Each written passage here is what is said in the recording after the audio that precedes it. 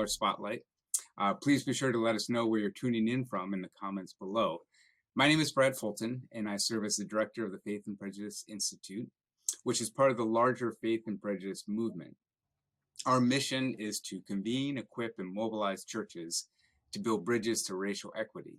And at the Institute, we focus on curating and disseminating research on race and religion. And our hope is to cultivate a more informed and inspired public on this topic. As part of our Scholar Spotlight series, today we are interviewing Professor Joshi. Dr. Joshi earned a doctorate in education from the University of Massachusetts at Amherst, and she also holds a master's degree in theological studies from Emory University.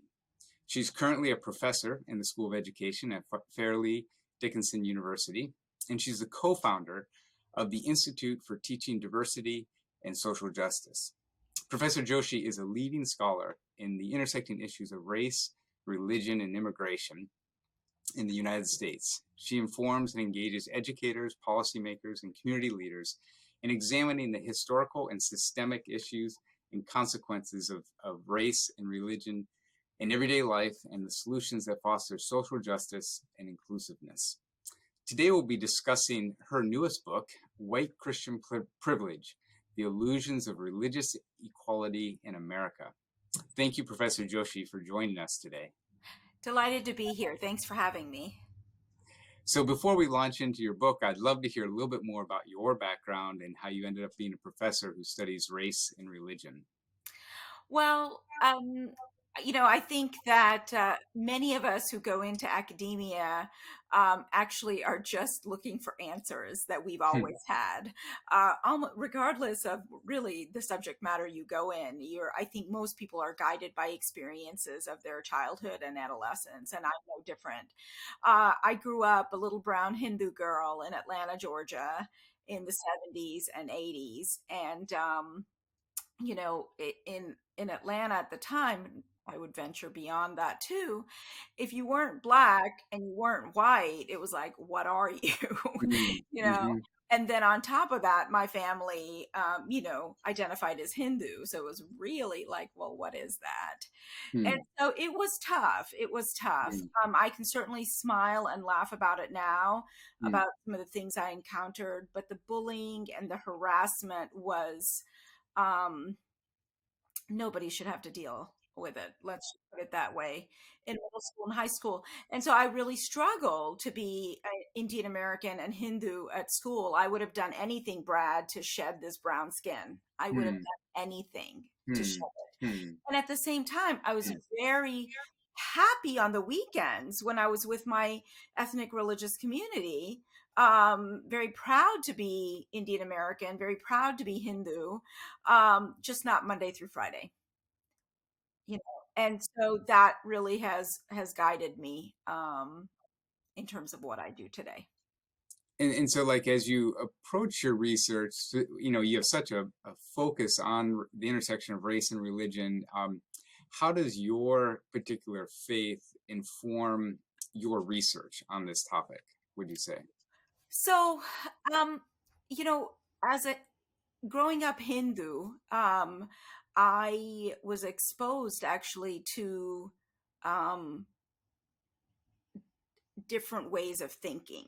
Specifically, while I was growing up in a Christian context, that doesn't necessarily mean you have intentional exposure.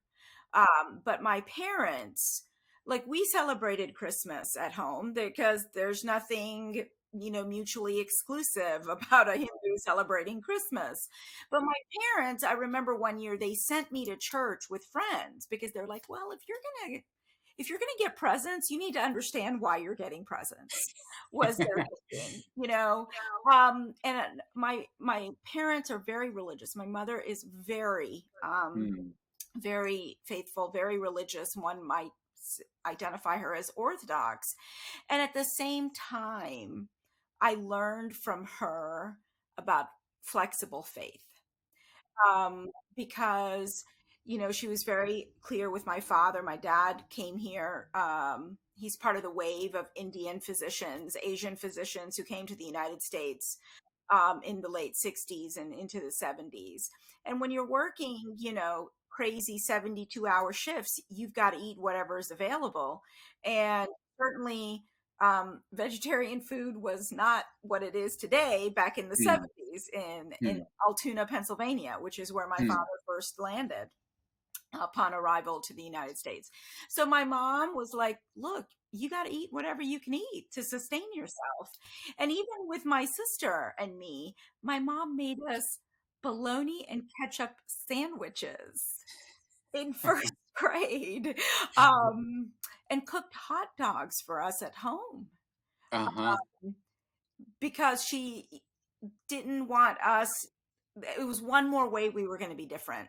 Sure. Was a Yeah. struggle as to what to send to school, because especially I came home one day from school announcing I'm not taking any more Indian food because I was made fun of, which Uh, still happens, mm, which I mhm. work in schools and I can't tell you the number of Jamaican kids and Indian kids and Pakistani kids who still tell me they're being made fun of for how they smell, the food that smells and things like that. So I share all of that because I learned a lot about faith. I learned a lot about religion, and you believe how you want to believe, but then my mom was flexible. Mhm, mhm. So that's interesting. I mean, so the title of your book is White Christian Privilege, and I'm curious, what initially motivated or inspired you to write this book? Well, so I'm in the work. I come out of social justice education, as you mentioned, from UMass Amherst, and we have a lot of focus on oppression theory and the foundation of oppression in education across various isms: racism, heterosexism, gender oppression, and so on. And so privilege was really looked at, but Christian privilege wasn't looked at. White privilege was looked at, and I was like, no, but there is more. And we were thinking about anti-Semitism and addressing anti-Semitism in the department and in publications that came out of the department. And I said to my dissertation chair, who I went on to write many publications with, is that, Maurianne, we've got to, there's Christian privilege, Mm, not mhm, just white privilege. And it was when I learned about white privilege that things started falling into place for me, because mhm, it's one thing to be discriminated against. And sometimes you know when you're being discriminated against, and sometimes you don't know, but it is bias and discrimination. The other side of the coin is privilege. And what that feels like sometimes is not having the secret passwords, mhm, not mhm, knowing kind of what's going on. Not that somebody is outright targeting you and mhm, discriminating against you, right? And so once I got exposure to white privilege, I started seeing this. And actually, first, I mm, think I was one of the first to write about Christian privilege back in, the 2000s. mm, And then there were a couple of articles that came out, that I was involved in writing about this. And so for me, Brad, it's been about making what has been invisible mhm. visible. Sure. Okay. Yeah. And it's about providing people with language to articulate their experiences, because Sure. that's what I was searching for. Hmm. Yeah, no, I mean, I resonate with that a lot. Like a lot of times, beneficiaries of social systems are can be blind to the benefits that they accrue, and also that the fact that not everyone has access to these Right. benefits. Right.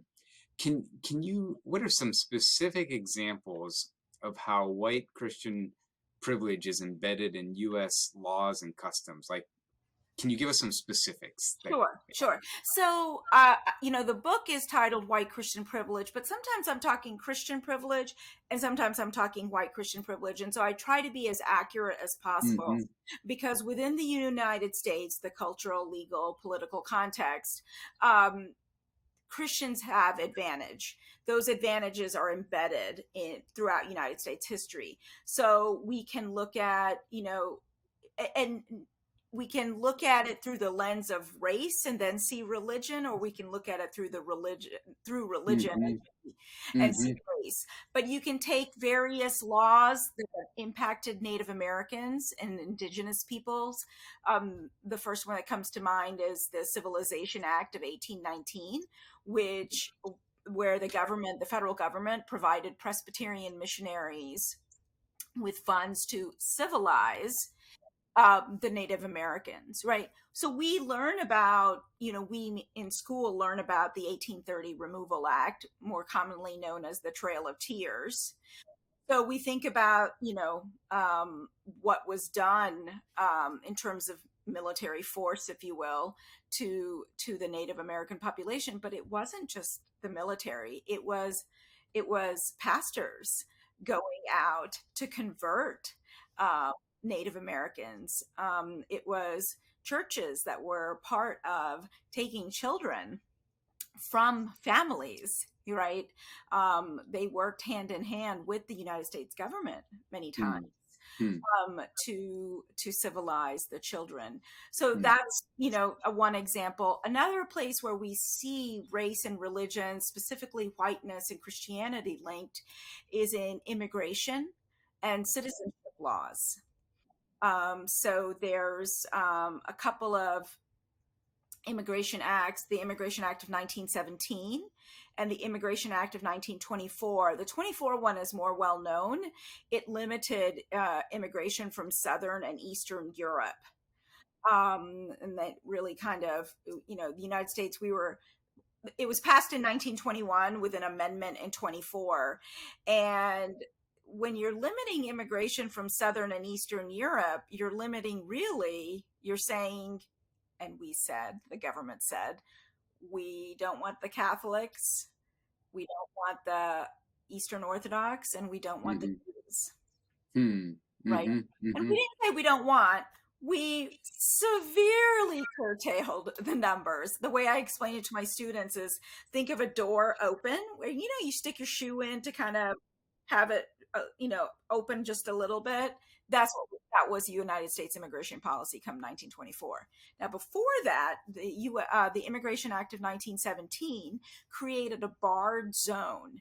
So from present day Iran all the way up to Japan, did not include Japan.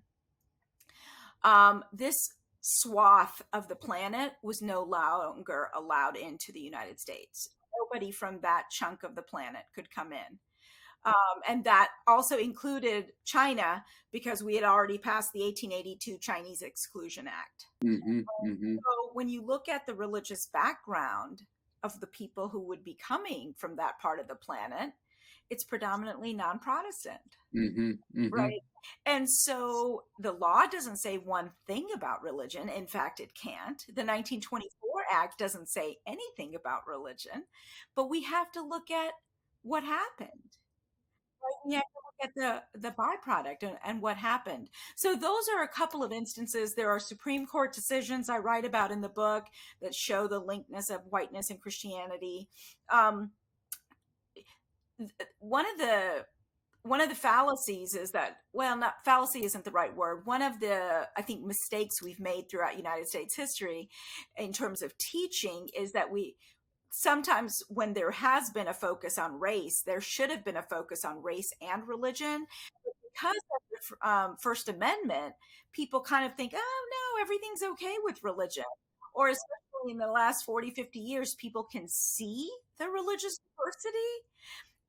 And so then they think that equates with the presence of religious freedom and, and inclusion and justice, which is not true. Sure. Yeah. No, and there's a clear line between religious freedom, which is sort of in the Constitution, and also not privileging one religion over another, and yet in U.S. history, as you've mentioned, Christianity, and specifically Protestant Christianity, has tended to be privileged over other religions. And even, you use some of the immigration laws, and I think of even President Trump's executive order on what's called the Muslim ban, Right. actually never used the word Muslim in the executive order is just listing out a list of countries that happened to be predominantly Muslim. Right. But in a sense, he followed the letter of the law of not including a religious discrimination component. Correct. So I see like it's race and religion intersect, but we tend to obscure the religious components of some of the stuff. We don't explicitly talk about it. We don't explicitly talk about it. So, and in your book, you sort of talk about the entanglement of Christian privilege in the U.S. being entangled with white supremacy in the U.S. And can you share a little bit about sort of the ties between Christian privilege or white Christian privilege and white supremacy in the U.S.? Yeah. Well, so I think that the question itself shows how we think of these as separate concepts. And that's really one of the reasons I wrote the book. My goal was to show the role of Christianity in the construction of whiteness. Now, I set out to talk about whiteness in general. There's whiteness, and then there's also white supremacy, right? And I make the distinction because when we're talking about whiteness, we're also talking about what's every day there, that's sometimes hard to see, that is so enmeshed in our lives that it's hard to call attention to it. But once you see it, you see it. Sometimes it's neither good nor bad. It just is, but we need to see it, because when we kind of accumulate the variety of experiences together, that then can result in white supremacy and white supremacist actions. Right? And I think that we, unfortunately, these days are often talking about white supremacy, right? I always say, the Klan wasn't burning down poles, it was burning down crosses, right? It's not just men who are, shooting up places. It's white men who are shooting up places and using the Bible to justify what they're doing. So, I brought up the example of Native Americans. It wasn't just, a government and military who was sent to do what they did to Native Americans. There were so many people involved, right? So it's so just part of the everyday that it becomes hard to see. And I think that people in recent times aren't going to be able to get the images of Charlottesville out of their head, and that'll be the first thing that comes to mind when we think about white supremacy. But when we think about what happened in Charleston, South Carolina at St. Emmanuel's Church, these were Christian parishioners. These were faithful Christians who were gunned down in their house of worship. They weren't considered real Christians, right? Because they were Black and they weren't white. So we can talk about atheists, agnostics, religious minorities, but part of this conversation, of course, is also Christians of color. And that's why sometimes I talk about Christian privilege and sometimes it's white Christian privilege. Because race affects every nook and cranny of U.S. life. Yeah. And so maybe if I hear you correctly, there's this concept of whiteness, which because the more or less majority of the population in the U.S. is white, so there's just going to be a pervasiveness of whiteness. Just like if you're in a predominantly Latinx society, there'd be a concept of brownness, like that's the pervasive culture. Right. It's when it tips over into a superiority complex of white, not only whiteness, but white superiority and white dominance that prevails, is when it's becomes highly problematic and becomes white supremacy. Is right. That sort of... Yeah.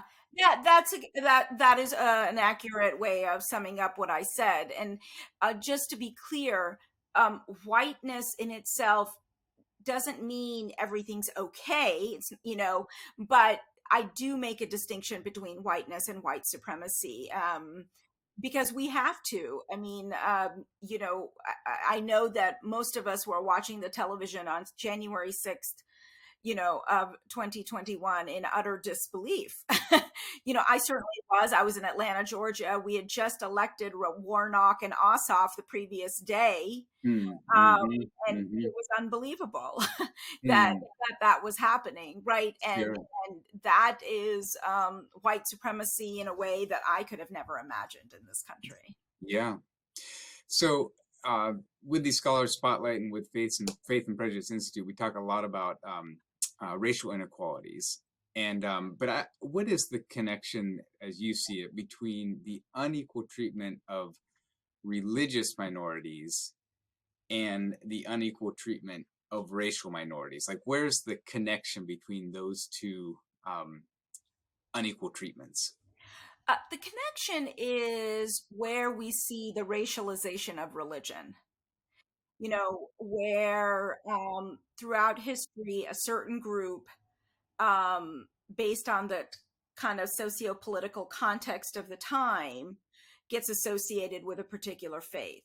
So in the last 40 to 50 years, starting with the oil crisis in the early 70s, going to the Iran hostage crisis in the late 70s, to the first Gulf War in the early 90s, and then certainly with 9/11, having brown skin and some of the phenotypical features that I have, is associated with being Muslim, right? So brown Mm-hmm, equals Islam. mm-hmm, And, mm-hmm. and sometimes it's difficult. Sometimes, people want to get into this. Well, is that racial discrimination or is it religious discrimination? Me on one level is an intellectual exercise, and I get that I'm a scholar and we're doing a scholar spotlight here, but on an everyday level, um you know it it just hurts, right? And in my first book, I've argued that religious discrimination, for many, is more hurtful than racial discrimination that they encountered. So I'm not making a blanket statement out there, but within the South Asian American population, one can see that there are times for people who are of faith and very steadfast in their faith, um, encountering religious discrimination took a greater toll than racial discrimination. So I think that that's where they intersect. Sometimes it's important to know which one it is. Sometimes the person who's facing it will tell you which one's more important. Um, um, but sometimes, I don't like to get caught up in that whole intellectual exercise only. I see. Sure. So here's a tricky question. How do you respond to people who insist that the US should be a Christian nation? And so all of this discussion of being inclusive of other religions or religious minorities in the US is kind of a mute discussion because the US should be a Christian nation is the argument that they would put forward. Yeah, and let me back up a little, because I what is important to know is that the various historical, legal moments I use to show, to provide evidence of Christian hegemony, that results in Christian privilege. Someone who advocates that this is a Christian nation, if any of the people who stormed the Capitol on Jan 6th were to read my book, they'd be like, hey, Professor Joshi, you made my case for me on why this is a Christian nation, right? So, I'm very well aware of that piece of Hmm. it. Hmm. Um, and I would just say, well, it goes back to the founding documents, on why it's not. Hmm. They've never said. They had plenty of opportunity to say that it is a Christian nation. Certainly, there were people who wanted that phrase in the founding documents, right? There were people afterwards who were troubled that that phrase wasn't there. The letter from the Danbury Baptist congregation to Thomas Jefferson. Um, but that phrase is nowhere in our founding documents. So on that basis alone, I would say So yeah, even if that so the it, U.S. was founded, a certain portion of the people who were part of founding the U.S. were Christian. That doesn't necessarily mean that they founded it to be a Christian nation. And in fact, what always stands out to me is in the Constitution, there's so much emphasis on religious freedom and even protecting religious minorities. What do you see as the connection between uh, religious freedom, the importance of religious freedom, and having a diverse democratic society? Because that seemed to be the argument that the founders were making, is that we need to have religious freedom in order to have a thriving, diverse democracy. yeah, well, I mean, I think that's it right there. Okay. That's actually the point I was going to make, because if you are, we have to be careful. Sometimes we can look at various social identities, race, religion, gender, and you can make analogous arguments, and sometimes, or I should say, parallel arguments Mm-hmm. across social identities. And sometimes that can get you into trouble. But I Mm, would say over here, when we're looking at issues of freedom of expression, freedom of religion, freedom of speech, all of these freedoms um, are critical to having a diverse democratic environment, and it holds true across the various social identities. So I don't think you could have one without the other. And in fact, it's part of the um, real genius uh, of those parts of the Constitution and our other founding documents. You know, I mean, it really truly is. so what would you what are some privileges that white Christians in the U.S. might be blind to? Like today, um, what are some of the privileges that exist that white Christians might not see? Well, someone who is Christian isn't always aware of how Christian vocabulary makes it into everyday language. They're not always aware that their way of praying is seen as the way of praying, and other ways of praying are kind of seen as a little different. For example, when you most people think about praying, you're sitting in a pew, hands folded, maybe Mm-hmm. quiet, Mm-hmm. contemplative. Certainly not what you would find my parents doing on a Monday night at the Hindu Mm-hmm. temple, prostrating themselves on the floor in front of the deities. And so that's different, but it's then the value judgment that gets attached to that. So thoughtful prayer, real prayer, is what is done sitting quietly. That's a little out there. Mm-hmm. Right? Mm-hmm. Or I think about the way funerals around the world Mm-hmm. sometimes are depicted in the media. Mm-hmm. Um, Mm-hmm. you know, they're portrayed as people who are just kind of somewhat fanatic, or out of control, because the sense is funerals are supposed to be this quiet ritual, right? So it's the value judgment that becomes embedded in the difference, right? Another example is the Christians can, be jurors in court, and they can swear on their Bible and everything is good.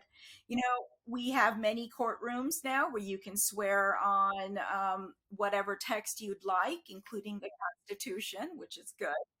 And they'll have the Quran, they'll have the Bhagavad Gita. We had a case here in New Jersey where uh, a witness had taken the oath not on the Bible. And when the jurors were deliberating in private, uh, a couple of them said basically, uh, can we trust what that guy said? Because he didn't take Mm-hmm. an oath on the Bible. Mm-hmm. Mm-hmm. Right. So, it's a great thing that the judge was offering up a variety. But if you still are going to judge somebody, based on someone not choosing the Bible and therefore judge their trustworthiness, that's a Sure. problem. Yeah.